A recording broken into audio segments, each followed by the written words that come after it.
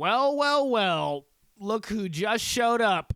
It's episode 86 of Colored Classist, my topical news comedy podcast. Yeah, man, I'm doing a real genre here. Topical news comedy. What I'm doing is a very clear genre. All right, I'm like a guest in a 2000s era Onion sketch.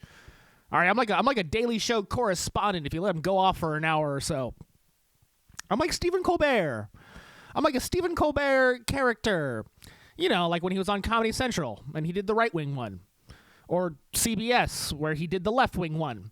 And here I am doing my own one. I'm doing my own thing. Yeah, man, I'm doing propaganda for the comedic mindset right now. Yeah, sarcasm, extreme ideas, a little on-the-fly wordplay. I'm gonna try and fire off the pun gun. Get out there. Yeah, maybe even say something pathetically poetic. Yeah, and most of all, I am gonna try and make you think for yourself. Okay, but you're gonna listen to me? Don't be dumb. Don't be dumb. I mean, listen to me because this is a business and I need you to listen. But don't actually listen. Think about listening. You know? I'm here to contrast. Don't you ask? Really, right? Today, I might just embarrass myself and my whole ideological movement. Yeah. And what kind of guy would let that happen? In this weird world? Or worse, you know, what kind of guy would want to spend a whole podcast where the host is constantly embarrassing themselves?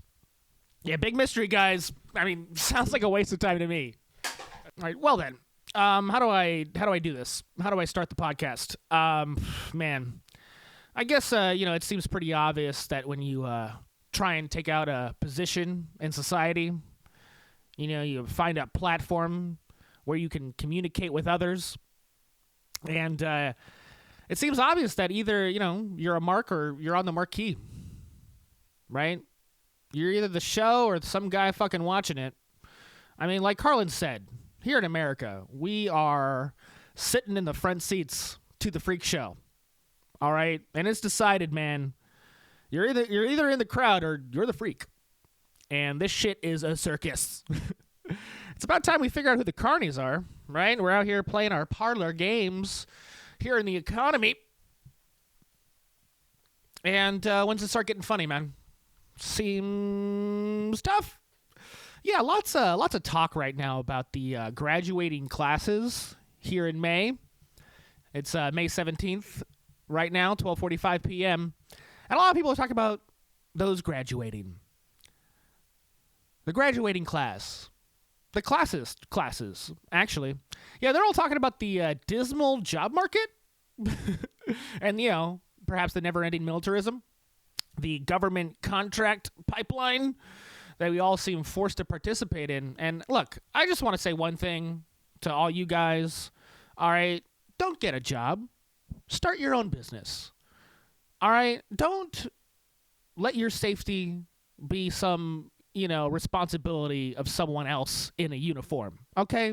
Try and protect yourself, okay? It's the only way. It's your only chance. You got to handle your own security and start your own business. It's the only way to truly insulate yourself, okay? And if you're going to start a business that doesn't rely so heavily on gas prices, because holy fuck, I'm screwed. Oh, fuck, I'm ruined. My process serving business, the reason I'm, not here every fucking moment with you guys, it's going bad. It's going bad. I'm experiencing an 80% increase in my expenses, and I'm fucked. I'm totally fucked. I'm losing my ass. I'm losing my ass, man. I never even got a chance to fucking save up for a bulletproof vest. Man, dude, it was going so good, and then they bombed the fucking oil wells, and now I'm ruined. I'm walking up everywhere. No vest. Just waiting for my death. Got no vest, man. I go up on stage sometimes still to do stand-up comedy. I mean, 13 years of this shit. No chance. I kind of halfway gave up and decided to maybe, invest my time in a real business that could make money, and they fucking ruined me. I'm like that analogy Jim Carrey says about his dad. I'm like, yeah, I'm failing at my fallback plan. Give me a break, guys. What? I'm doing comedy. I'm supposed to ask you guys for fucking money? I'm supposed to ask you guys? Give me a break. I'm pretty sure everyone who would listen to my podcast is just as fucked as I am. Okay? Okay. So really, if you do want to support me, hire my process serving business. Off the Grid Services, my last podcast, clearly sponsored by it. Again, here, also sponsored by it. I might even show you the website again. Yeah, man. Hire Off the Grid Services for your investigative, legal, and delivery needs here in the greater Los Angeles area. And literally, by investigative, what I mean is that I can do whatever you want. I can do whatever you want. I can investigate whatever you want. All right, it's crazy. I mean, I'm allowed to do a lot of odd stuff with my professional process server license.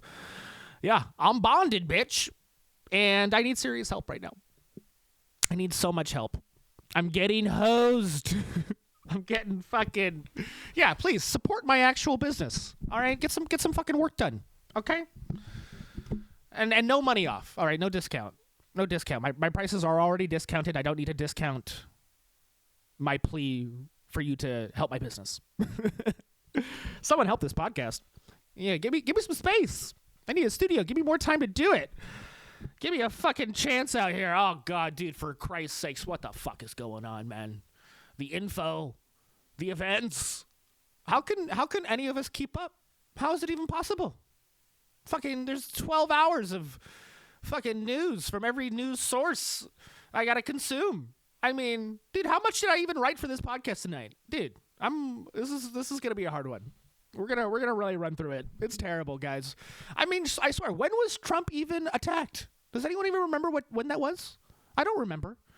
We all forgot that Trump was like attacked in like a Psy Op fake, false flag correspondence dinner assassination, right? I don't even know what happened anymore. God, when was he attacked? I don't even remember. We forgot about that. And did we also forget that he attacked Jimmy Kimmel right after that? Did anyone remember that time he went on an excursion against Jimmy Kimmel? I mean, we have Stephen Colbert, his show sailing off into the night, and no one gives a fuck about that. And here I am fucking choosing to mention Kimmel. We didn't even spend any time on that. How late am I on the news cycle right now? How late am I? Don't stop listening because I'm late on the news cycle. Go back in the cycle. Reverse the cycles. Go back. Don't not listen. It's really important that you listen, actually. And you know what I mean by that, right? Just the time, the news, the events. They flew by. No one's interested at all? No one's listening on this stuff at all? No? I swear, I don't even think it lasted the day. I mean, it's crazy. But a little part of me, I mean, I don't know. I'm getting some kind of deja vu with these topical events, man. Because if I remember, all right, last time this year, when I was doing the show, that's something I can say now. Yep, I've been doing the show so long, I get to say I've been doing it. Yeah, if I remember, there was a serious campaign to get Jimmy Kimmel fired, followed quickly by Operation Midnight Hammer, then Charlie's assassination, and then the Epstein file dump. I mean, it kind of feels like a little odd Groundhog's Day. It feels like the events, they're hitting the same beats, right? Because what's happening this time around, right? It's the Iran war. Excursion. All right, yeah, 9 of the worst weeks of my life. Just like last year. And then the assassination, another serious attempt to get Jimmy Kimmel fired, and now the UFO files. What's going on here? Not really. Deja vu. All right. They released the Epstein files at the end, and then they released the UFO files at this end, and it just feels like a little similar pitter-patter of events. Okay, just seems a little too similar. Feels like, this is like it's a slight variation. I feel like they're working out the Psy Op right now. Okay? They're like trying the same Psy Op on us again.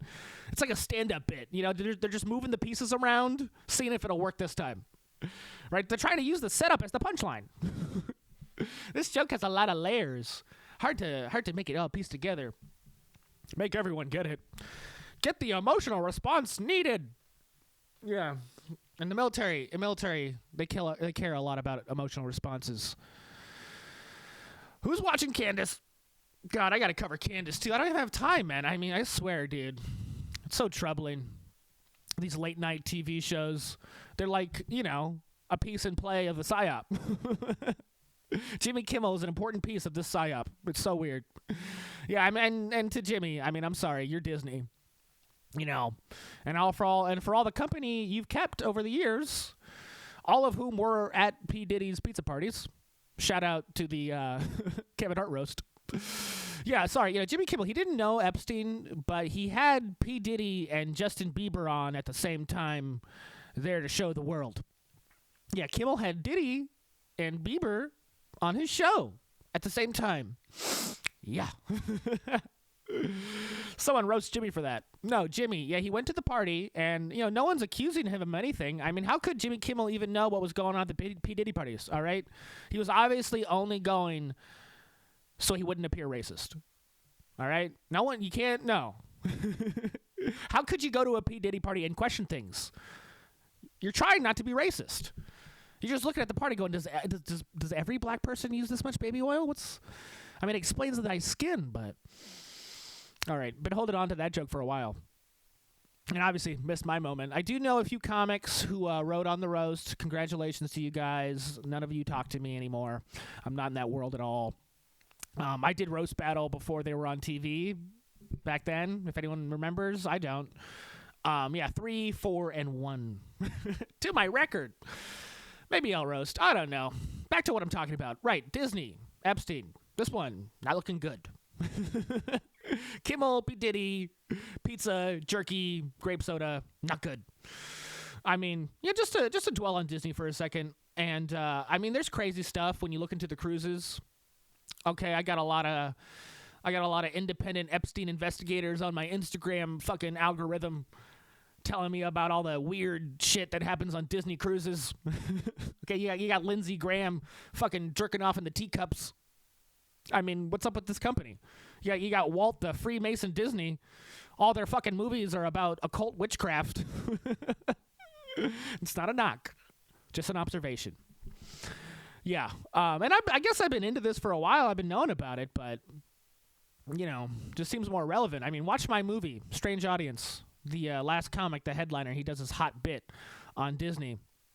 And I don't know, just with all these events, just topical events, one after the other, and such, everything's so extreme. It's just hard for me not to believe it's a psyop culture war. Hate to say it. Fake mind war. I don't even know if anything's fucking happening right now. Everyone just seems to keep trying to fucking pull the wool. We're all pulling the wool over and over again. Who's shaving the sheep, guys? Who's shaving the sheep and then pulling the wool? These guys, they got something for everybody. They got something for the Dems, the Reds, the Independents, and God knows the alien believers, the Illuminati lovers. Dude, what group of people are left to mentally fuck? Holy shit. There's no way to, they got something for everybody, dude. Don't even try. You're going to get lied to. You're going to get told events and you're going to feel unsettled. Okay. Just to reiterate this stuff. Podcast after podcast. Everyone's talking about it. I just started following this guy. His name's Julian Dory or something like that. His content's great. Hope to be on it one day. And everyone's covering it. And I'm here to do it myself. Because I just, I got to tell myself at least. I got to get my own fucking mind thinking like this. Believing it. But, it's not conspiratorial to say that people in power package events, cultivate circumstances, and then display a narrative. All right? That's the job, right, of a leader. Reacting to unexpected events, try and shape reality. This is what leadership does. This is what we want them to do. Yeah, you got to make the events make sense, okay? And, you hope that the events just happen whether you like to or not, but, you take this idea to the extreme that leadership is supposed to, create the narrative so we can all live our lives at ease. You could see how obvious it would be, even, an inevitable necessity to create, false flags, big and small. Okay, and again, like, not everything is a psyop. Okay, I mean, we're all living our lives, and I'm sure the events happen just as genuine as you hope. But you involve the government at any level. These people with the billions, with the trillions, and I'm pretty sure we get it. I'm pretty sure we get the plan. Okay, just how they operate. Overt, covert. The sleeping dogs lie. Now, don't they? Yeah, check out that new UFO movie, Sleeping Dogs, and start extrapolating. Yeah, man, the government, it runs on secrets. Actual secrets, really. They're classified. The classist upset about classification, I'll tell you. I mean, it is illegal for the government to tell the truth. All right? It's illegal. What are you supposed to do with that? Yeah, classified. Yeah, only a certain class of people get to know. And that ain't right. Rose-colored classist. We're focusing in. We're doing it. UFO files. I'm fucking doing it today, baby. They came out with some, and I'm gonna run them. I'm gonna look through them. Someone's gotta. I've been seeing little to no coverage on it. But comedy podcast. I guess I'm the only one who can. All right. And before we do that, time to get to your comments from 2 weeks ago. I'm just kidding. Fuck you. Why would I read your comments? No one's even commenting. How can I even do that? I don't even do this podcast live. Why would I do it live? I'm a fucking mess up here. How can I let anyone interrupt me during my podcast? I couldn't do that. I don't have the emotional integrity. What? I'm gonna let people heckle me? I'm gonna accept questions and let them heckle me? No. Am I gonna get roasted? No. I am not here to get roasted. Yeah, maybe my 35th birthday, my 40th, who knows? Okay, I just, if we're all even going to make it that far. I swear, I mean, if I ever even do this podcast live, which sounds like fun, I will only be answering questions. All right, none of my own thoughts, none of my own ideas. I dare not be interrupted by you people. Okay, but yeah, doing the podcast live is a goal of mine. Even online, in person, whatever. All right. If it's in person, I will be wearing a bulletproof vest. I swear. Yeah, one day soon, guys. Maybe after I get my new computer, my new fucking headphones. I swear, I can't even hear myself today. I tested the audio pretty well. I mean, I got the 9-year-old DSLR rolling. Hopefully this all comes together. Fuck. Yeah. And hey, if you do want to donate to my new computer, forget my business for a second. You can actually find me on the Go Kick Fun Start Me, and that's in the description. Okay, and yes, while me asking for donations, it does say that me and my dog have the same kind of cancer, but that's not for the podcast listener. Okay, the podcast listeners, you need to hire me to do your process serving needs, and the Go Kick Fund Me starter, where I tell everyone I have cancer, that's for the rubes, okay? I mean, dude, I have no idea how I even put this show together. No idea. I did not have the time to do this while my process serving business is getting completely annihilated. Okay? These gas prices, I swear to God. Fuck. No.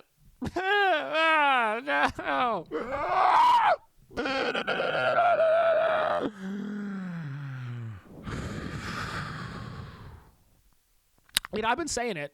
I mean, here I am with the fucking gasoline. Dude, can I get some UAP space time travel technology? Can I get some? Because these fucking Japanese oil machines I'm running on, I mean, they got me wrecked. I mean, what the fuck? Do I even check in with the Iran war? Do I even try and give an Iran war update? Is there even a point? I'm pretty sure we're still fucked. I got breaking points. Fucking Sagar and Crystal. They're telling me to buy motor oil before June hits. They're like, Costco. They gave out a statement. Yeah, we might not have motor oil on the shelves in June. And I go, really? Really? Yeah. I think the only news to be had about the Iran war right now is just for how long we're going to be completely fucking fucked. Mm-hmm. We're completely fucking fucked, and we just got to know how long. It's at least years already. I mean, it matters. It matters how long we're fucked, because at some point, these gas prices will kill me and my business. But I mean, yeah, I guess I want to focus on other stuff. This podcast, I guess I do because yeah, I mean, I do need some distraction, okay? Because I was at a Costco, and it was $5.97 for 87 unleaded. Fucking bug. Oh my god, dude! I swear, dude, I pumped the fucking gas. I punch it. I just punch the button. I just punch it as hard as I fucking can. I punch the fucking button, just hoping it'll all break. Just hoping I'll break it and then it'll just pour free gas. Okay, dude. I mean, yeah, yesterday or the day before, I was pumping gas at a Costco in Monterey Park, and it was only $5.45, and I felt so happy. And then just a deep sadness after that. Yeah, I mean, this is the position I was in, paying $5.97 and then paying $5.45. I mean, I don't know about you, but I felt like a slave who was happy about not being whipped today. I felt like a slave who had a moderately better day than the rest. Like, oh yeah, it's only 80 degrees in the field today, rather than a hot 105. This shit is atrocious. And I'm trying to catch up. I'm trying to catch up on the news. I mean, I've been busy. I mean, so many things happening. I did not do a pod last week, okay, for a lot of reasons, process serving included. But yeah, I mean, I did go to Kill Tony last Thursday, or I guess Thursday and a couple days ago. We had that Netflix is a Joke show that I book and produce the Friday after. Shout out Taylor. I did do some special work on the production for the special, I meant to say. Yesterday, spent about 5 or so hours working out a special with the editor, the DP. He'll get a shout out soon. Yeah, shout out Taylor Moore. Shout out all those other people that I should mention right now that I'm not going to. And yeah, I drove from Saturday to maybe Tuesday. This is not a joke. Even Wednesday. I did a little work on Wednesday too. I probably drove 65 hours. I was about 65 hours on the road. And I listened to a lot of podcasts. I listened to a lot of podcasts and a few audiobooks. Shout out Murray Rothbard, Anatomy of a State. Fuck you, Dave Smith, for making me a libertarian. And yeah, just taking up all the news, just taking up all of it. Okay, I'm out here trying to tally the totals, event after event. And look, yeah, it's easy to get distracted, but I think we got to try and put all these things on a continuum. Okay, fucking, yeah, get your Candace Owens on and make a timeline. Or we need to make a timeline about how in the United States we have little to no freedom.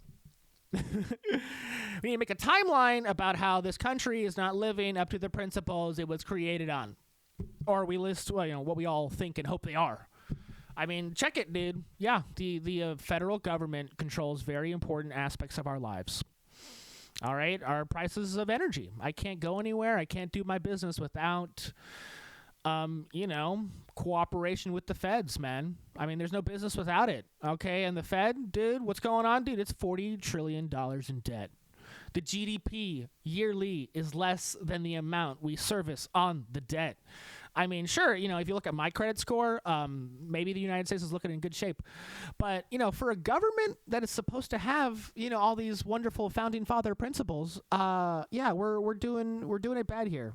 We're living a big mistake. Okay? Thomas Massey, tell us what a big mistake we're making. Yeah, fact after fact, story after story. What is this picture that we have built of, these lives we're living? Yeah, follow my Instagram story for a constant proof points about this particular worldview. Here it is. Okay, the elite are financially corrupt and morally bankrupt. All right, and we know that from the Epstein files. Yes, they're all evil, jerky John pizza lovers. Okay, and then we look at the Ukraine, Palestine, Iran, and what these indicate to us is that they're all short-sighted murderers.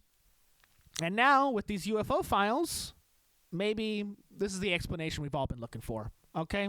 I mean, and it's a valid explanation, all right? Because, you look at these guys, and you wish it was their idea, but I swear, these robot fucking, possessed zombies that are fucking, sleepwalking us into the apocalypse, they often don't seem like they're too fucking smart, okay? I mean, the secrets of these UFO files, the implication of the Epstein files. I mean, is this why they're doing it? Why they're acting so evil, corrupt, and clearly dumb? I mean, is this behavior from these billionaires, from these, tech oligarchs, the genius engineers? I mean, is it a reaction to, or is it a demand of these, I've said it before, practically omnipotent, interdimensional, ancient alien space gods that are now so ever clearly in our presence? I mean, maybe they've just gotten really cynical, all right, and they're ready to destroy, and, just to test these beings that they have observed and proven. And are the aliens, do they support or detest this behavior? I mean, pick your poison, Gottlieb. Yeah, man, I don't know. Really surprised at this American destitution we're observing. I mean, you wonder, like, how did this government get so fucked up? Okay, and with all the podcasts I listen to, I do think about, that one time in the 40s where we hired about 1,600 Nazi scientists. Operation Paperclip. I think about that and I go, hey, maybe that fucked up the country. That might have fucked it up. Here today, we say Israel controls America. And, from that fact, I would at least hope they fought all the Nazis. But something makes me think that maybe they're all working together in the first place. Now, right. The UFO files, they're here, baby. I've been saying it over the, history of the show. And I can do that now. I can say it. I can mention my record. This is my 86th podcast, okay? All right, I've been on record. I've been saying this stuff for 85 fucking episodes. Aliens are real. Here they are. Where are my flowers? Someone get me my flowers. Where are my flowers right now? Do I have any? No flowers. I swear, every podcaster, media personality, they love to point out how they've always been fucking right about the things that have happened. And here I am, and I'm fucking right. Aren't I? Aren't I right? I mean, what does it even matter? Aliens are real. What a thing to be right about. Yeah, so the government, they put up a website. Put up a cool website. Shout out to the graphic designer for this website. The Palantir AI really put this one together nice. Yeah, show the website. Show the website. Here's the website. Ooh, nice. Why is all this text in Courier? It's an odd font. Right. Well, looking at it, reading it, extrapolating the meaning of it. Yeah, the implications of the truth, well, via this website, nothing is particularly revealed. Okay, and I feel like the only reason they're doing this is, because the whole world has already accepted alien existence. The American government's just kind of lagging behind. They're like, yeah, fine, now that everybody knows, I guess we'll show this stuff. Now that everybody knows it's there, we'll go ahead and do it. Yeah, I mean, thank you to, people who, the military who have gone up in front of Congress, George Knapp, Jeremy Corbell, The Age of Disclosure, all these movies, with, again, with all the testimony from our officials, I do thank them because they have made, ignorance unpalatable. All right, the American government can no longer claim ignorance, all right? Because not only are they not ignorant, but they know more than literally everybody. All right, they were closer to this truth than any of us would feel comfortable with. Okay, and what is this truth that I'm alluding to? Well, here's a possible one. It's a theory that a lot of people seem to agree with. A lot of people. And maybe they're not going to lay it out like how I am right now, but I'm just going to make my own attempt to, set up this alien worldview. Okay, try to wrap it up in all of history and culture and current circumstance. So right, here it is. Maybe I've done this before. Time to do it again. My last podcast had 32 views. I think I can do it again. Okay. The beginning. In the beginning. Human culture. everyone believes in religion. Everyone is religious, okay? The gods. Everyone believes in the gods. Literally, you can't find one group of people who doesn't believe in fucking gods. All right, like 100% of people in like the totality of history. All right, we're like maybe even now. All right, they all believe in a higher power. Right? They believe we were created. Most people already believe that. Wrap your head around that one. Okay, and I guess the only opponent to this would be atheism, and from me, former kid atheist. Okay, I mean atheism even now is argued as a dogmatic religion in and of itself, but I guess what they always mention is and obsess over is biological evolution. But I swear these dogmatic atheists, they never considered aliens taking the role of these godlike beings, right? For some reason in our culture, it's been decided that evolution and religion can't coexist, but it's time to broaden your mind. All right, some people are already on it. The existence of one does not discount the other, unfortunately for all of us. Okay, so that's sort of the religious part. And then we have these like ancient, inexplicable structures. Okay, every Joe Rogan episode mentioning it, and they're tied to these ancient religions. Okay, you got references in the ancient texts, which are sometimes religious, sometimes not. I mean, in the past, some texts are only considered religious, right? But then, you have the carved statues and objects and the sites. You got all these sites, they got the fucking, current work on the Egyptian pyramids that are pushing the boundaries of what we even can conceive. All right, they got that ancient site they refused to excavate in Turkey or whatever. You got those, Sumerian iPads or whatever they call them, okay? And it goes on and on and on about ancient references to space, beings, and ritual. You can name them all day, one after the other, all right? From Norway to fucking South Bay, all right? They got it all. Okay, and now we go into modern culture, where we have the scion of modern culture, the tip top, the man we look to, Jeffrey Epstein. That sick fuck who's tied to the occult. He's got the temple, he's got the sundial, and, you look through his photos, you look through his houses, and a lot of it has that same, religious symbology of the ancient practices, all right? Sometimes he has literal copies of the ancient structures inside of his, apparatus or world or whatever the fuck he was doing. And, infinite weird shit beyond that, okay? Let me reference that Japanese painting I featured a lot of episodes ago, okay? And then Jeffrey Epstein, he's tied to the most powerful intelligence institutions, all right, with the myriad of shit that they should never have done in the first place, okay? And these intelligence agencies, these are the guys with the UFO knowledge, okay? The same people who protect Epstein protect UFO secrets. And you put it all together, you arrange it neatly together, connect the fucking strands as you would, and it leads me to believe that these aliens are tied up in ancient occult religion. All right? You add in the structures, the religiosity, present in all of human time.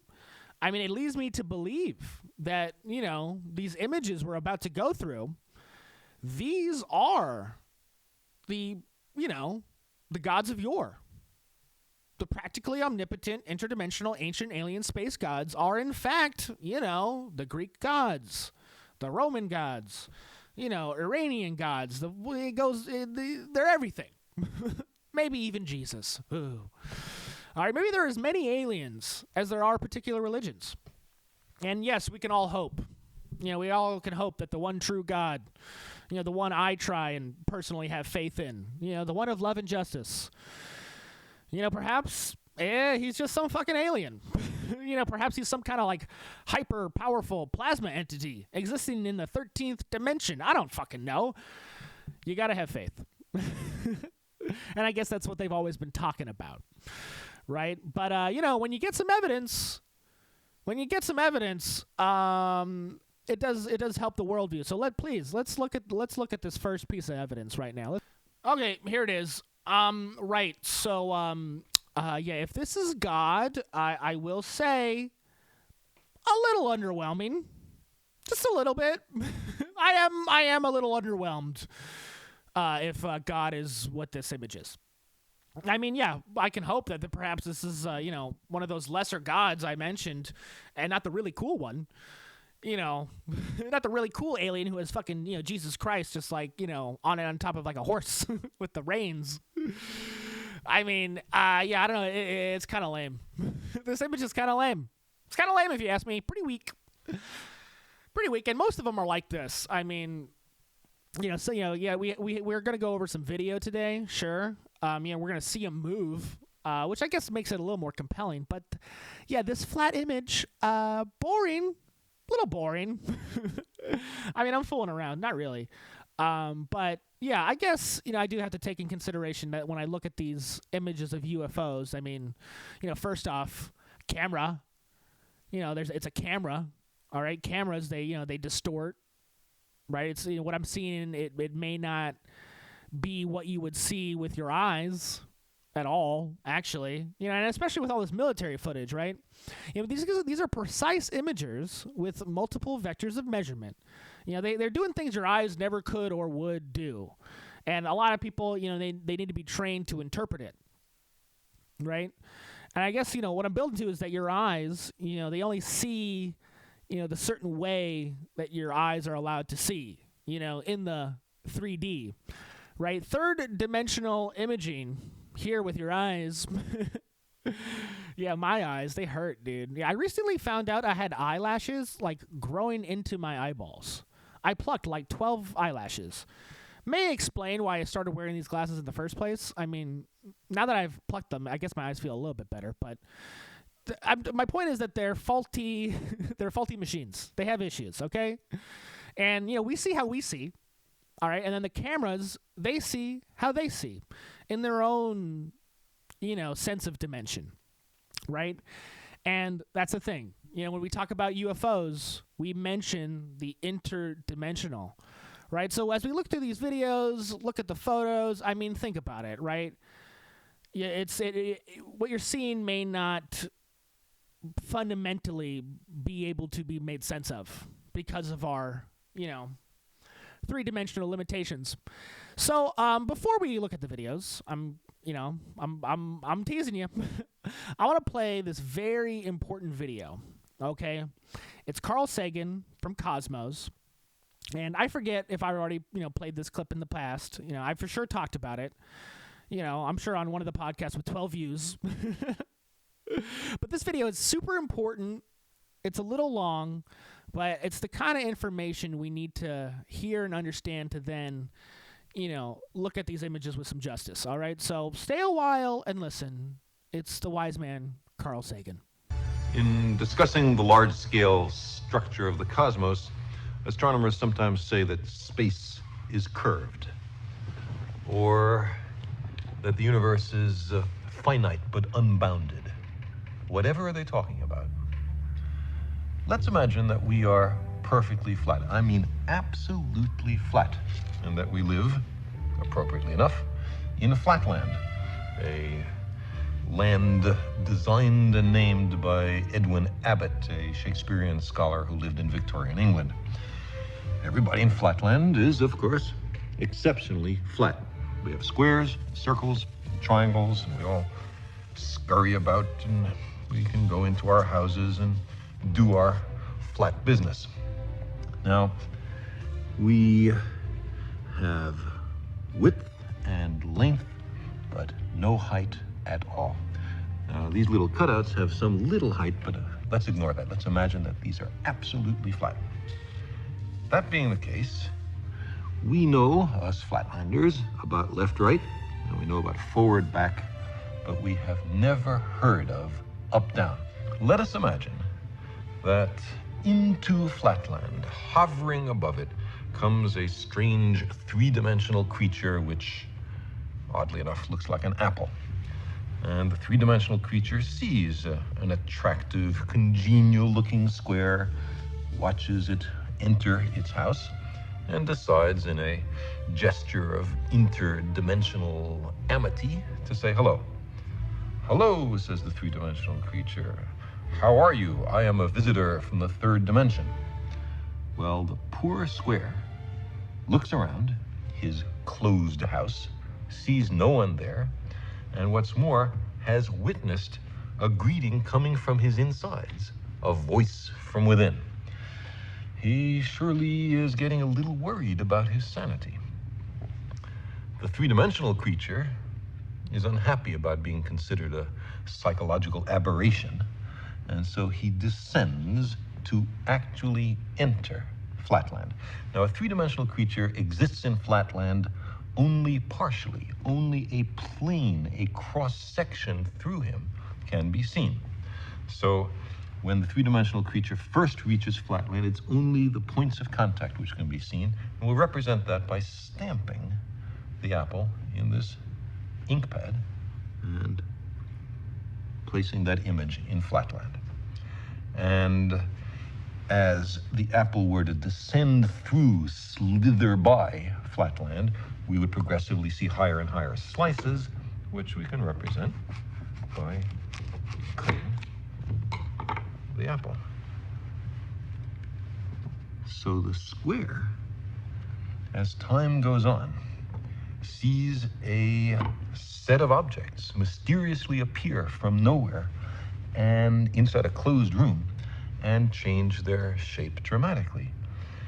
His only conclusion could be that he's gone bonkers.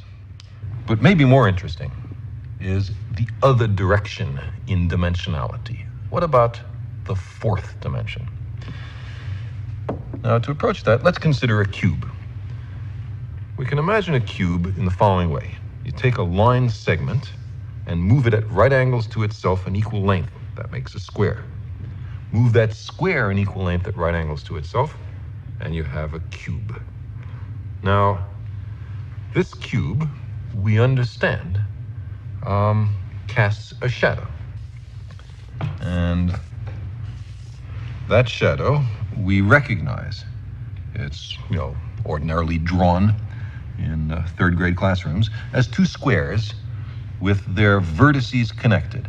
Now, if we look at the shadow of a three-dimensional object in two dimensions, we see that, in this case, not all the lines appear equal. Not all the angles are right angles. The three-dimensional object has not been perfectly represented in its projection in two dimensions, but that's part of the cost of losing a dimension in the projection. Now, let's take this three-dimensional cube and project it, carry it through a fourth physical dimension. Not that way, not that way, not that way, but at right angles to those three directions. I can't show you what direction that is, but imagine that there is a fourth physical dimension.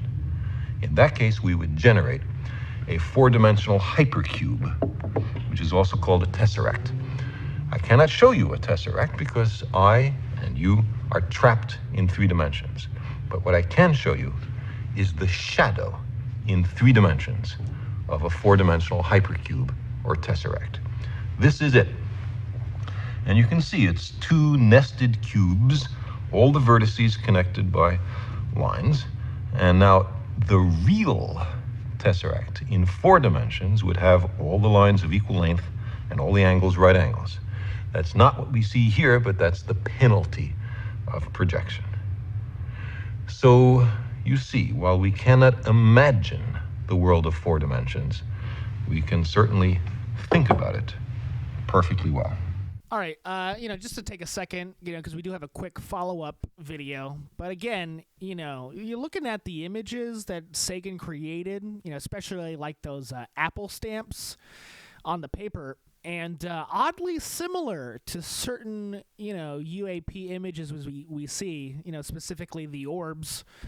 I know a couple episodes ago I showed you the video that Corbell came out with where the Hellfire missile fucking launches into one of them and the orbs come out and we see it and it just doesn't make sense, right? we start talking about them, and the shit gets a lot less than theoretical, right? So we're kind of understanding what's going on here, right?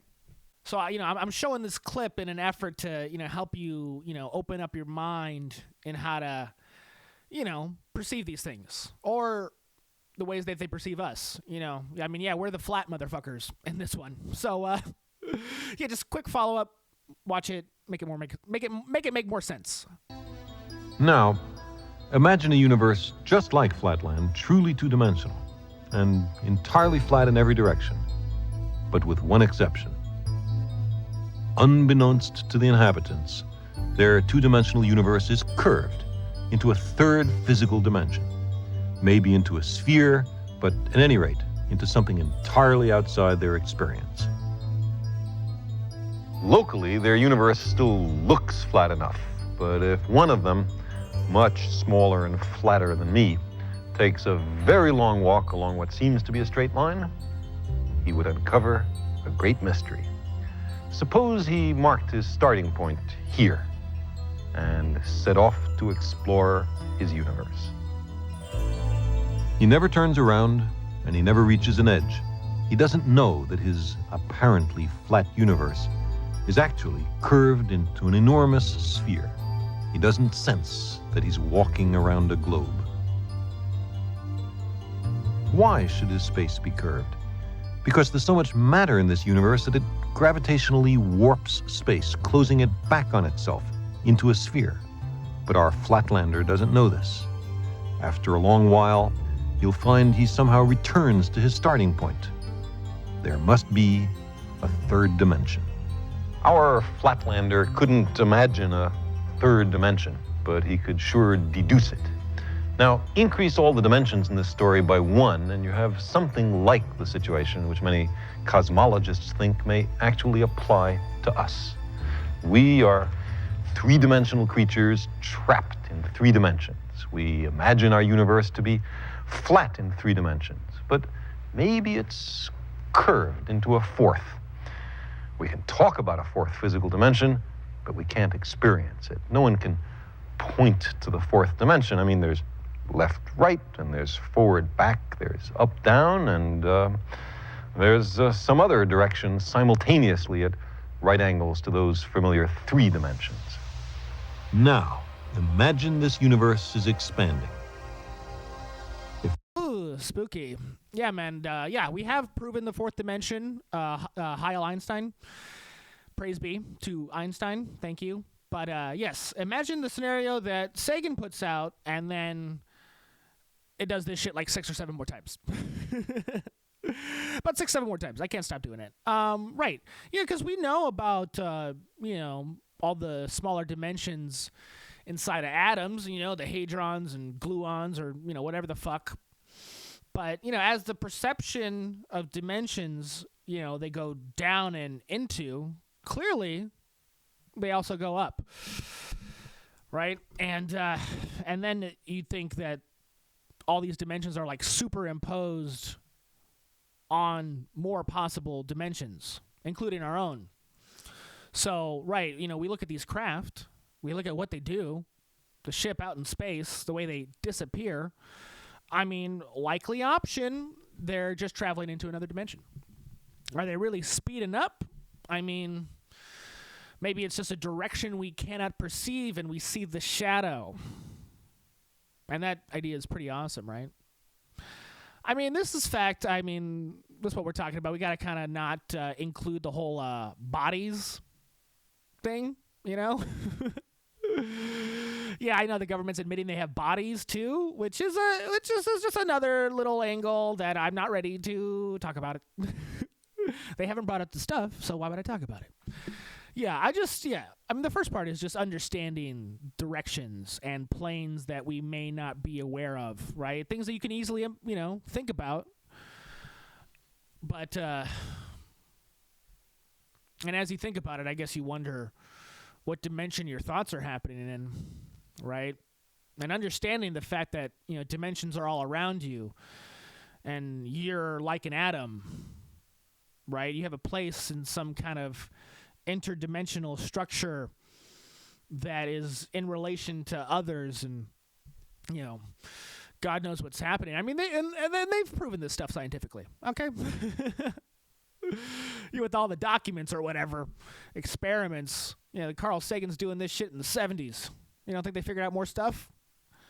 And if they did, why would they tell us? This is the point, right? I swear to God, I think they've scientifically proven heaven and hell, right? And sure, like, those places may not, be what we wish them. But, in terms of the revelation of all this, UFO stuff, I mean, we're finally beginning to at least, couch these religious ideas into more scientific terms, right? Which is, I guess, has been the problem. And sure, that conclusion and scientific term is that we don't know shit. And that's a problem. But I don't know, man. You consider these dimensions, and your mind gets kind of blown. I mean, there's dimensions we can't even possibly imagine, right? We talk about the atoms and the computers and the quantum, and those dimensions are theoretically infinite, even conceptually, right? To think whether some dimension exists or doesn't exist, even in that thought experiment, you're creating another dimension, right? I mean, I think it's obvious you can categorize consciousness as another type of direction, dimension, angle, right? And, whatever computers are doing in their little chip, I mean, do we even understand that? It seems like another possible dimension. I don't know. I mean, this alien stuff gets pretty nuts. And I guess, we're gonna keep going after it, talk about it a little bit more. But, speaking of, the dangerous outcome of us now believing in aliens, right? I think, again, if you're into podcasting at all, a lot of guys out there, they're reminding us of a possible psy op where, the government uses aliens to stage like a fake invasion and then uses that power to, enact the fascism, the big world totalitarianism. I mean, yeah, tune into everyone's favorite fat gay podcaster and associate your opinion with his on that. I just would like to say that, if there is a false flag coming, I'm busy thinking about the, physical possibilities. And maybe I'm stuck on that. Maybe that's, what they don't want me to think about. But, if there's a false flag, it will be the aliens. All right? It won't be people. It'll be the aliens. It'll at least be, whatever entity is possessing these poor people in power. Whatever sad devil demon is inhabiting the body of Sam Altman right now. The one that's giving all the bad answers to Ronan Farrow. Whatever's going on in that lover's quarrel. Right? Yeah, the troubling dimension aspect of aliens, that's what I worry about. I mean, yeah, maybe the government will use them in some kind of, pathetic way to try and convince people of stuff. But, I worry about the dimensions, right? Because, just to speak on AI for a second, the government's number one objective right now, I think it's obvious that, AI is, tied up in, whatever's going on with aliens. Even if the technology that they're using is, derived from aliens, I mean, that's one angle too. It just seems to me that, again, like the same people protecting Epstein and protecting UFOs, those are the guys also doing the AI stuff. All right. And again, talking about the dimensions, it seems that either computers, they're creating their own fucking dimension, right? Even in the screen, this dimension is clear to me. Or worse, that they're pulling from one, right? Especially when you talk about quantum power or like an AI's ability to access information inside its fucking neural network or whatever. And it's troubling. It's troubling. I wonder what's going on. You know what I'm going to believe? I'm going to believe whatever that Chinese propagandist says. The professor, our dear Professor Zhang. I'm going to play 2 clips of him talking about AI, talking about God, and God. I connected them to aliens, so we're on the topic. Yeah, man, I want to play this guy. I love him so much. I don't know what it is. He's the most like sensical propagandist I've ever heard in my life. Okay, and he goes on last episode. He goes, "There's only 7 classes left. 7 classes? How do semesters work in China? What does that even mean?" Yeah. Okay. Here, the problematic take on AI and how it is going to become God. And when I say God, I reference aliens, and we get crazy. Okay, are we crazy yet? I'm feeling it. I should talk about gas prices again, huh? Watch him. All right, now, Stargate is a very interesting name. What would you call data centers Stargate? That makes no sense. Data centers are where you store information. Why would you call it Stargate? But why would you call it Stargate? And the answer is because, in theory, if you're able to move your consciousness somewhere else, you're able to move the energy from a distance, you're also able to transport yourself to another dimension. And not only that, but you're also able to bring in other beings from other dimensions into you. So you become the Stargate. Okay? That's the CIA. And this is something that's been declassified. So this is an official CIA document saying they've been working on this for like decades. Also, what's interesting is you have a movie called Stargate. And it was about an interdimensional Stargate that allowed you to access different dimensions. Okay? So that's what Stargate is. If you actually study the occult, that's what Stargate is. Stargate are these portals into different dimensions. Okay, it's really about interdimensional travel. Okay, so now you guys ask yourself, okay, fine, but what does this have to do with AI? Okay, and so what I'm going to show you for the rest of the semester is that AI is the occult. All right, you think that AI is run by these nerds who just love the computer program. No, guys. The real power behind AI are occultists who want to create God. Okay? All right. So his content's pretty palatable, right? Nah, nothing odd about that. Nothing odd. Says the truth, if I can tell. Right on. AI Stargates. You ready for it? I mean, look, the real problem is that, the government has lost so much trust that we end up believing this shit. I mean, yeah, Jeffrey Epstein's temple, the alien files, taking 40 fucking acres of Utah. I mean, give us a break with this shit, dude. Yeah, the truth and their possible lies are just, unfathomable. So troubling. I mean, what? I'm only left to, trust myself? My own intuition? That's a problem. What, I'm supposed to pray to the good aliens? Hope they save me? I mean, as we speak, there's just, all these possibilities of whatever's true. I mean, have I given myself a convicted position yet? I guess at any moment I do feel like I could just abandon all of this. I mean, it's just so crazy, dude. I mean, maybe, the guys in charge, they're just really cool and they're awesome and they want to give us this powerful technology for everybody. Or they're trying to, they're evil and they're trying to summon horrors from a terrible dimension. And when we say dimension, it could be here. It could be right here with us right now.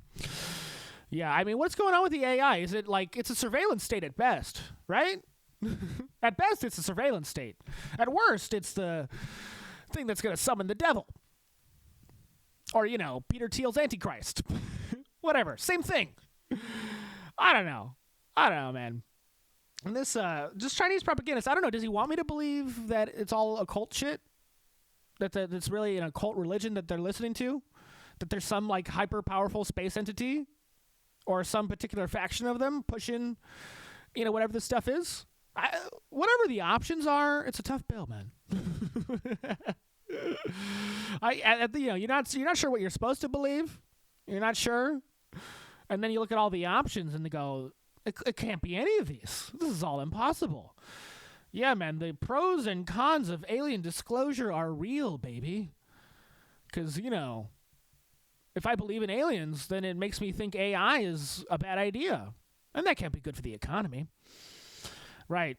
Yeah, such effective propaganda, this Chinese guy, right? He's pointing out the movie, the documents. Sharp. And, he's got me laughing at his accent. This content gets me every way. This content just fucking lights my fire, man. It really makes you feel extreme things. My whole podcast is actually working backwards from Professor Zhang. I watch his videos, and then I make my... Anyway, I got my own problems. I guess I'll talk about them at the end. I just do want to follow up with another part of this lecture where his students, whatever those people are... Yeah, whatever the students mean in the Chinese propaganda video, I want to play a part where his students read. One of his students reads like a quote from one of the OpenAI guys, and I couldn't stop laughing. I hope you enjoy it just as much as I did. Let's look at this passage again from Karen Howe's book, okay? So there are two major people in OpenAI. They've since divorced, okay? But this is Sam Altman, who is the leader of OpenAI, and this is Ilya Sutskever, who used to be the chief scientist for OpenAI, okay? So we're going to read this passage together, okay? So Alan, could you read, please? Yeah. Sutskever now spoke in increasingly messianic overtones, leaving even his longtime friends scratching their heads and other employees apprehensive. During one meeting with a new group of researchers, Sutskever laid out his plan for how to prepare for AGI. Once we all get into the bunker, he began. I'm sorry, a researcher interrupted. The bunker? We're definitely going to build a bunker before we release AGI, Sutskever replied matter-of-factly. Such a powerful technology would surely become an object of intense design for governments globally. It could escalate geopolitical tensions. The core scientists working on the technology would need to be protected. Of course, he added, it's going to be optional whether you want to get into the bunker. The researcher would be equal parts continues to hold Sutskever in high regard and keep himself at arm's length. There's a group of people, Ilya began one of them, who believe that building AGI will bring about a rapture. Literally, a rapture, he says. Literally a rapture. What does this mean? Okay. Man, Asian people speaking English is so fucking funny, dude. It's like literally the best. I don't understand it. I don't understand why it's so funny. Yeah, make everyone with an Asian accent who speaks English do stand up right now. Make it happen. It's already happening? Okay. Right on. Yeah, and just to hear these scientists, talk in religious terms, admit that they're going to need to go into a bunker. I mean, saying the word rapture, that's no good. That's no good. You can't say the word rapture. Every time my mom mentions it, I got to walk out. I got to get out of there. At minimum, whatever's going on, it's like it's becoming like a self-fulfilling prophecy, no? A little bit. I mean, okay. I'll say it again, if I haven't already, right? Human beings were religious for thousands and thousands of years. Okay, we knew that we're cosmic entities outside of ourselves, all right? That the true powers were not us, and we were just ants in their eyes. They have total, control and dominion over us. And, whatever this garbage has been about human beings being the dominant species on the planet, being capable of so much. I mean, that goes against, again, thousands of years of our culture, our ancestry. This is not what we've ever really thought, right? And whether we like it or not, seems like we're on a path, planned by these things. Look at every story ever. We're in the end times. I mean, they're here, right? The end times, it seems obvious. I mean, sure, the human beings, we're making choices. And maybe we do get, a peaceful, ending. But it's obvious, we're on the crash course, man. Doesn't mean we shouldn't try and stop it, but seems like we're all Calvinists now. Predestined to the plan. You got these things fucking flying in the air. No idea what the fuck is going on. Could we really even be in control of our lives? Seems silly. Silly. Yeah, everything's getting done for God, for fucking Jesus. Or, what I'm now colloquially calling aliens. Is AI another god? Another alien? Another devil? Again, is it Peter Thiel's Antichrist? I mean, it's complicated.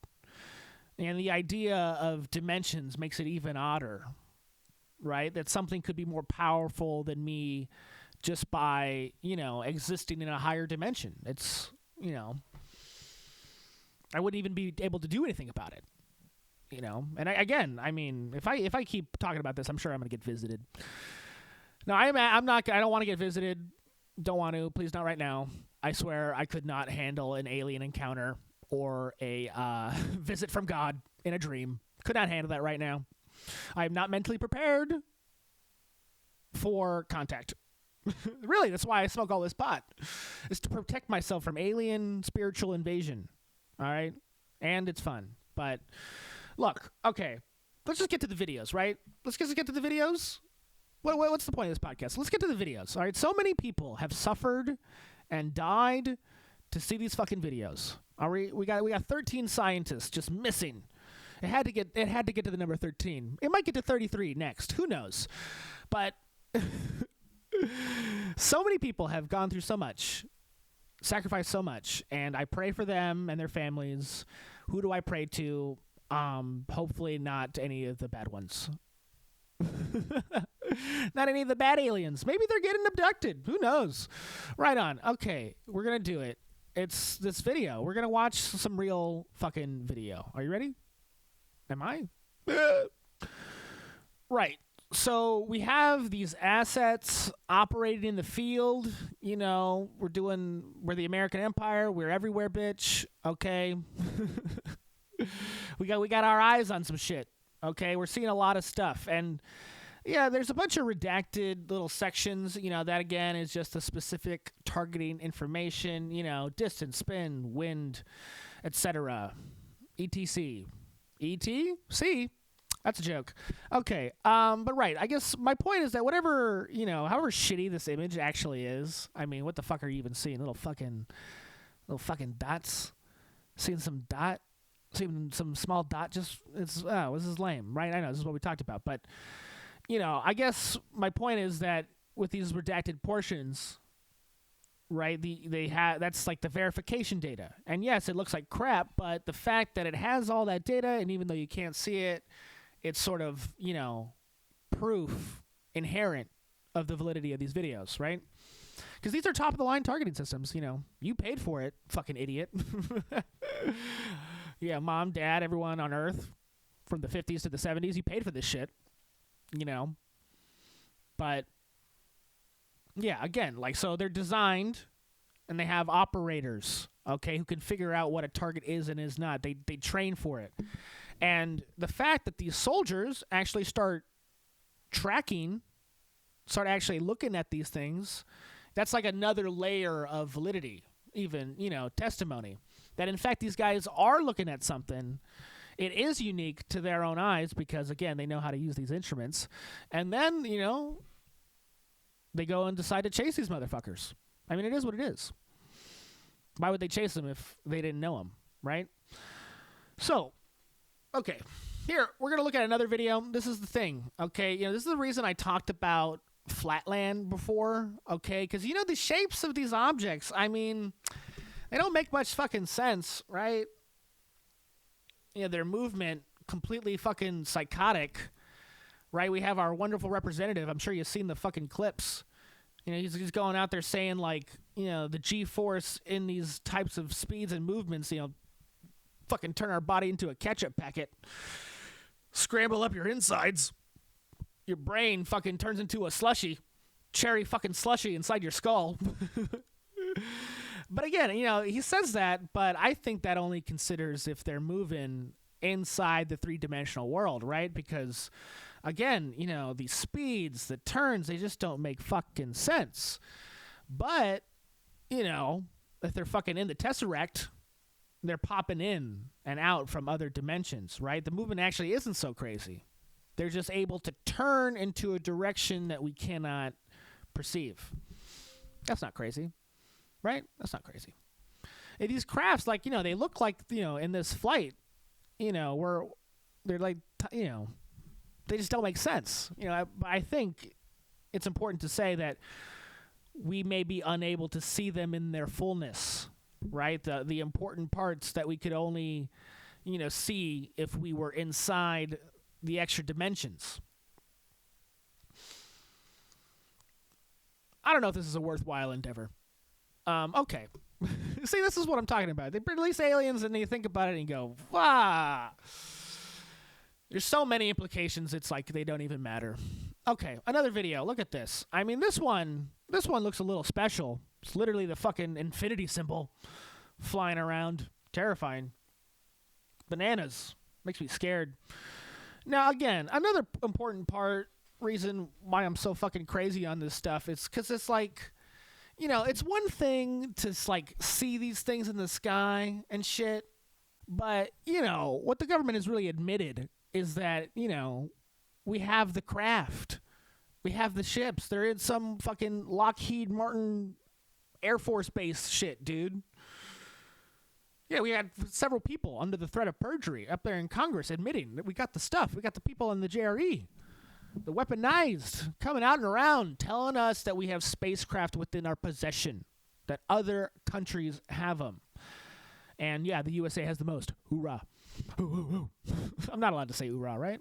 Especially with how dismally I talk about the military. Anyway, I just to think that we have, these fucking two Fruit Loops stuck together in some hangar. I mean, what can you even really say about it? Right? I mean, I will take a minute just to talk about these, classist implications of this whole alien thing. I mean, yeah, if this is true, reality, history, our dominance on Earth, it's all a lie. Sure. But, by having this information and not sharing it with anybody, you've created inherent classes. Yeah, maybe I don't know what to think about this. Maybe my opinion isn't, that good. But, I see this stuff and I feel like it's going to, impact my decision making in the future. Yeah, this is it. They just wanted to be a wonderful fucking class, keep the secrets. Who knows what they're fucking really onto? And it's just the fact they have the knowledge, it's at least they feel superior. Like they're better than the rest of humanity because they're the ones who get to know. I'm out here playing with the fucking, playing pretend with our fiat currency. What am I, I didn't even understand the stakes of the universe. Here I am.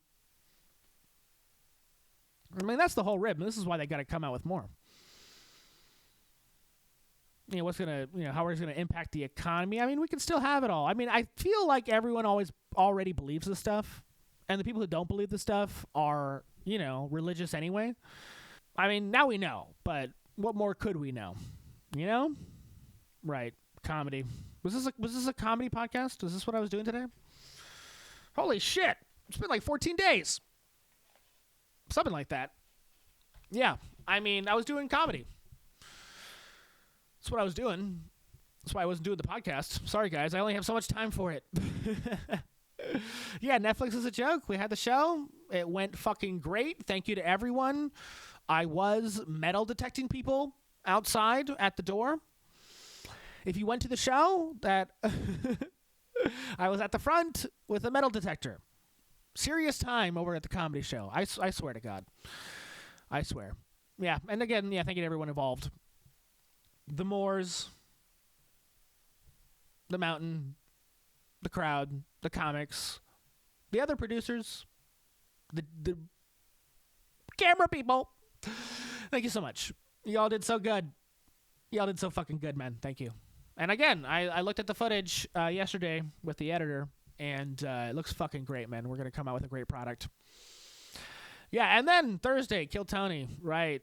Fucking burnt that whole day. All gone. I don't think I got one thing done. Yeah, man. Obviously, if you look at the page. My YouTube's looking messy with it, but yeah, I made a little bit of content trying to get on the show. Very unsuccessful. I wonder why. Huh. Yeah, Kill Tony was at the Intuit Dome in Los Angeles last Thursday. I did not get picked. Besides my best efforts, I did not do a good enough job, and I was weird, and How do you even pick up that story? I have some fucking material coming out with the Mount Moore special, some hot jokes, and I would have done them. I would have done them on the show, and they would have done great. Anyway, 2 comics I know got picked. That's good.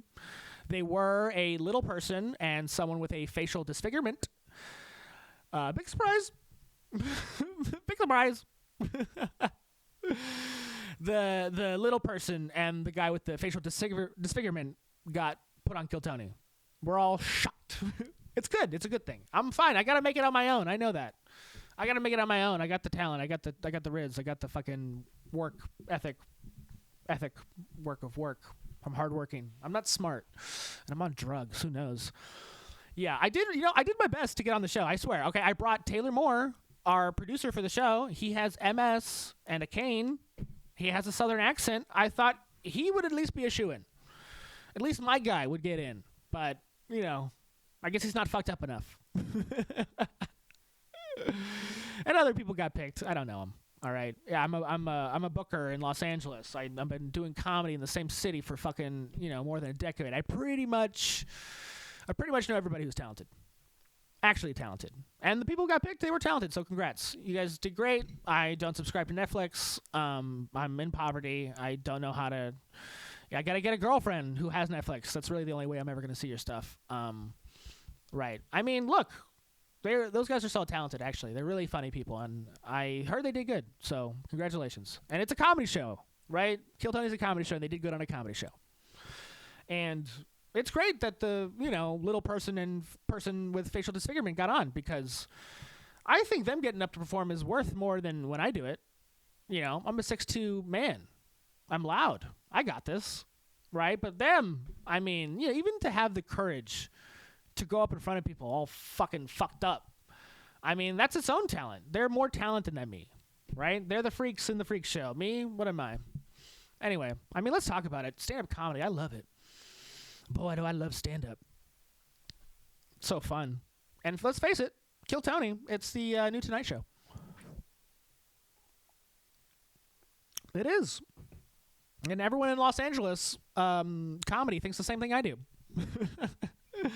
It's the Tonight Show, and whatever you think is going on, just as a member of the crowd who doesn't do stand-up, I mean, the people are only successful with the stand-up comedy skills. I would like to think the audience knows that, and that's what they want. That they're there for the jokes. I mean, sure, go up there, answer honestly, but you got to keep doing the bits. Kill Tony, comics unleashed on drugs. It's like if Johnny Carson's chair was the same chair Sweeney Todd had. I mean, dude, trying to get up on Kill Tony, it's like the Green Mile, okay? Just year after year in the prison cell, just waiting to go up and die. There's a joke about being black and doing the show there. I don't know it. Well, I'm gonna keep going. I'm gonna roast him. No, I call Tony Fed McMahon. All right, because he's a fucking government plant. I mean, what else would explain Kill Tony's popularity besides a clear government psyop? No, I'm kidding. He's in cahoots with the administration. Let's keep it comedy. No, it's fucking great. The show's great. It's the best thing going on in comedy. And I mean that. I do. I mean it. When other people say it, not sure about them, but I'm sincere. If you only think of Kill Tony as comedy, it's the best show ever. If you try and think of the show as real people saying real things about their real lives, then it's actually like horrifying. I mean, maybe it's still funny, but it's a lot more complicated. Yeah, comedy, people's personal lives. I mean, I guess that's the whole thing. I mean, that's the whole show. Maybe that's where the comedy actually is. Hard to accept it as someone who, likes to write a fucking pun every now and again. And yeah, like I have personal comedy. I just filmed it. I told you.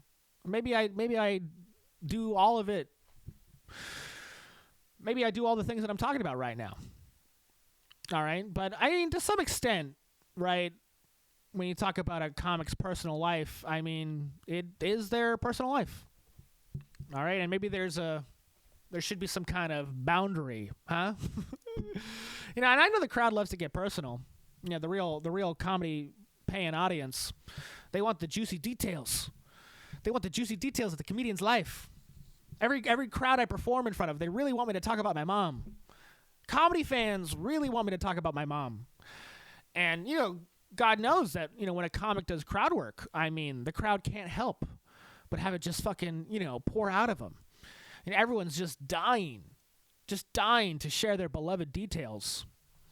I mean, truly, like a therapist, I swear, these people, they come and they pay the comedian so they can work out some of their issues.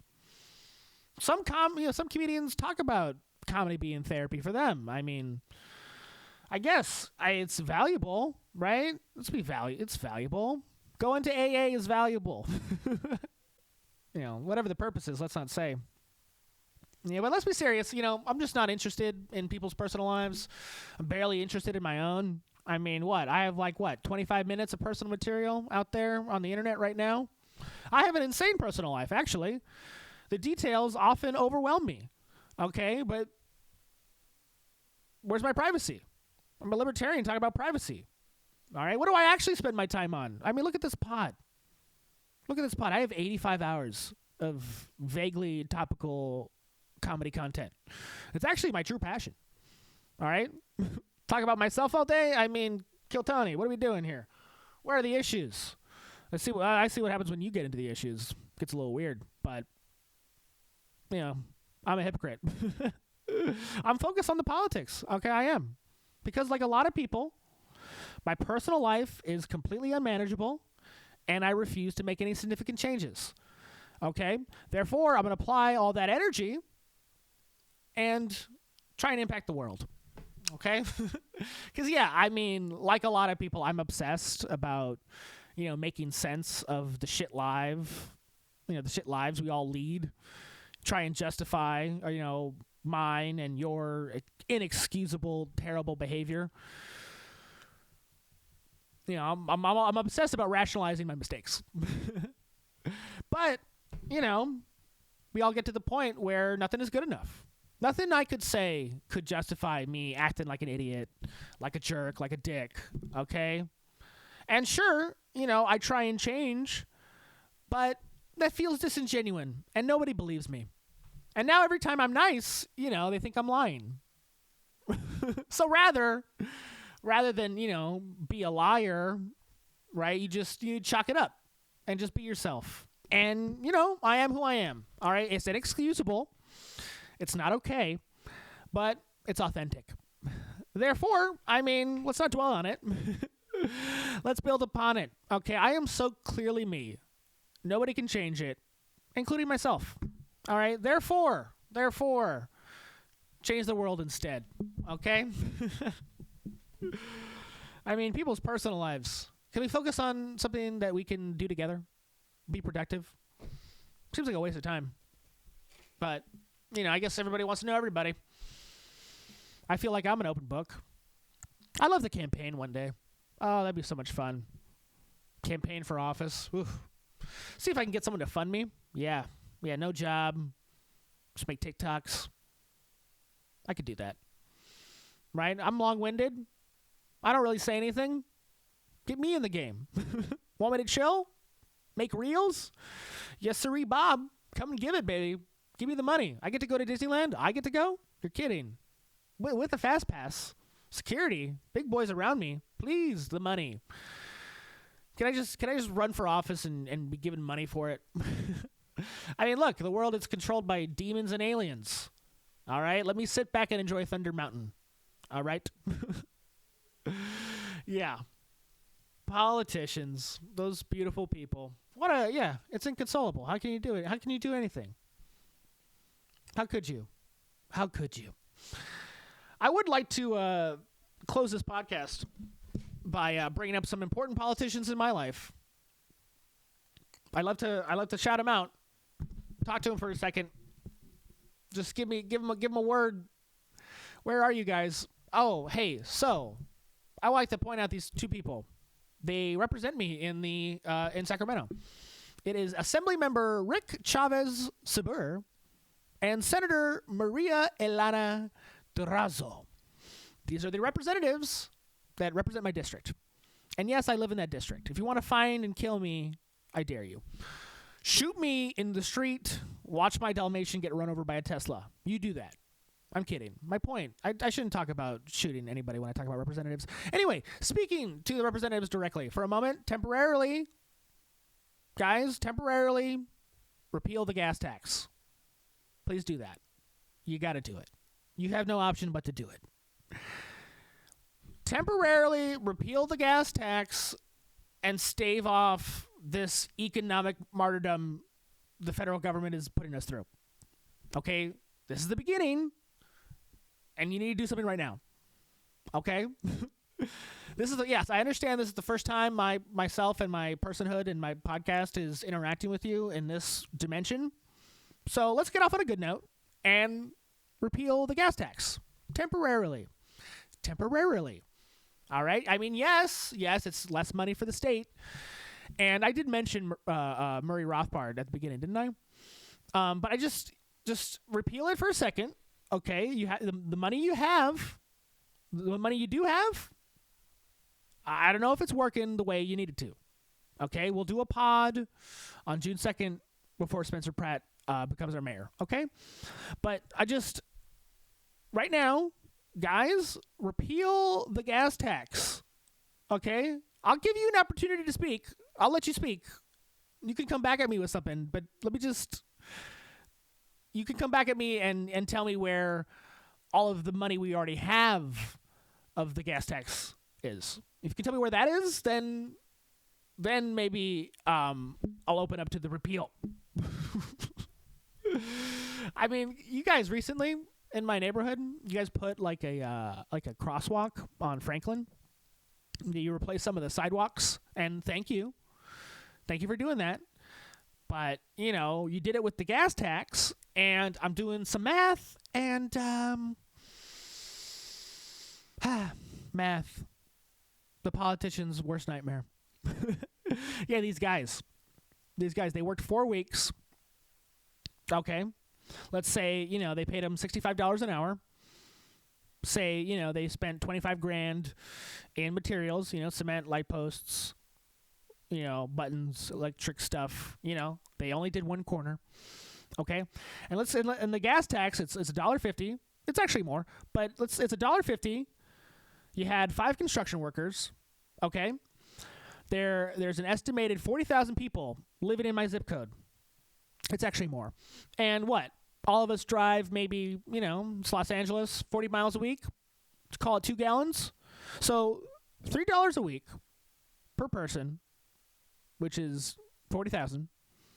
That would be $90,000, right? That'd be $90,000 times 4 because of 4 weeks. So what's that? That's $420,000, is it? It's $69,000. No, it's $360,000 per month to fix what? A sidewalk? A pole? Guys, it doesn't fucking cost that much. It would not even cost that much to do what you did out there. Okay? Not even close. Okay? So let me say it again. Temporarily repeal the gas tax. Okay, maybe think about a gas tax that's only in effect when oil is $75 a barrel. It's like $120 right now. That's a common sense solution. Is that a common sense solution? Is it common sense? Maybe fucking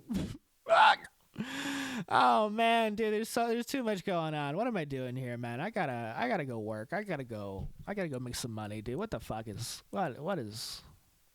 this is dark. This is a dark moment. You ever you're on YouTube and you're watching these guys' videos, and then all of a sudden he stops posting and you go, what happened to him? Is he okay? This is my moment. I think I'm gonna keep doing the podcast, but this is a perfect opportunity to quit and run away. Okay? I didn't get on Kill Tony. It's the only way comedians make it now. I'm kidding. I'm gonna do some other stuff. I love, okay. I'm really in a bad place though. I just want to say that. If anyone around me is like, why is Kyle retreating? Why is Kyle not talking to me? It's like, yo, like, dude, you hear me today? I got the Epstein files. I got UFOs being real. I got $6 gas. Yo, like, I'm, dude. Oh my God! What the fuck? Fucking fuck! Fuck! Did I even tell you guys to like and subscribe today? Did I even tell you that? Like, comment, and subscribe. Is that the last thing I say? What's the last word I'm ever going to say on a podcast? I'm going to pick it right now. Thank you. Thank you for listening. And, yeah. Anything else? Yeah. Now. Dude, watch me get out of this podcast and none of it was recorded.